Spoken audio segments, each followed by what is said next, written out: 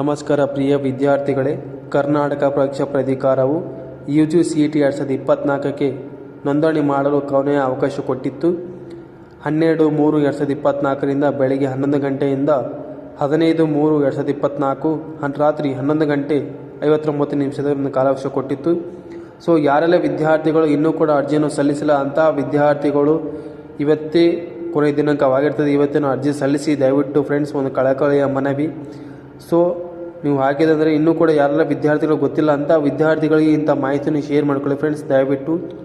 So ಅದರ ಜೊತೆಗೆ ಅರ್ಜಿ ಸಲ್ಲಿಸಲು ಹಿಂದೆ ಕೊನೆಯ ದಿನಾಂಕವಾಗಿರ್ತದೆ ಮತ್ತು ಶುಲ್ಕ ಪಾವತಿ ಮಾಡಲು 16/3/2024 ಸಂಜೆ 5 ಗಂಟೆ 30 ನಿಮಿಷದವರೆಗೆ ಒಂದು ಶುಲ್ಕ ಪಾವತಿ ಮಾಡಲು ಕೊನೆಯ ದಿನಾಂಕವಾಗಿರ್ತದೆ ಫ್ರೆಂಡ್ಸ್. ಸೊ ದಯವಿಟ್ಟು ಯಾರು ಕೂಡ ನೆಗ್ಲಿಜೆನ್ಸಿ ಮಾಡದೆ ನಿಮ್ಮ ಅರ್ಜಿಯನ್ನು ಸಲ್ಲಿಸಿ ಫ್ರೆಂಡ್ಸ್. ಸೊ ಇನ್ನೊಂದು ಅದರ ಜೊತೆಗೆ ಒಂದು ಮಾಹಿತಿ ನೋಡೋದಾದರೆ NTA ಒಂದು ಗುಡ್ ನ್ಯೂಸ್ ಕೊಟ್ಟಿದ್ದಾರೆ. ಅದು ಏನಂತಂದರೆ, ಯಾರೆಲ್ಲ ವಿದ್ಯಾರ್ಥಿಗಳು UG NEET 2024ಗೆ ಅರ್ಜಿಯನ್ನು ಸಲ್ಲಿಸಿರೋ ಅಂಥ ವಿದ್ಯಾರ್ಥಿಗಳಿಗೆ ಅರ್ಜಿಯಲ್ಲಿರುವ ಒಂದು ಕೆಲವೊಂದು ತಿದ್ದುಪಡಿ ಮಾಡಿಕೊಳ್ಳೋದಕ್ಕೊಂದು ಕಾಲಾವಕಾಶ ಕೊಟ್ಟಿದ್ದಾರೆ.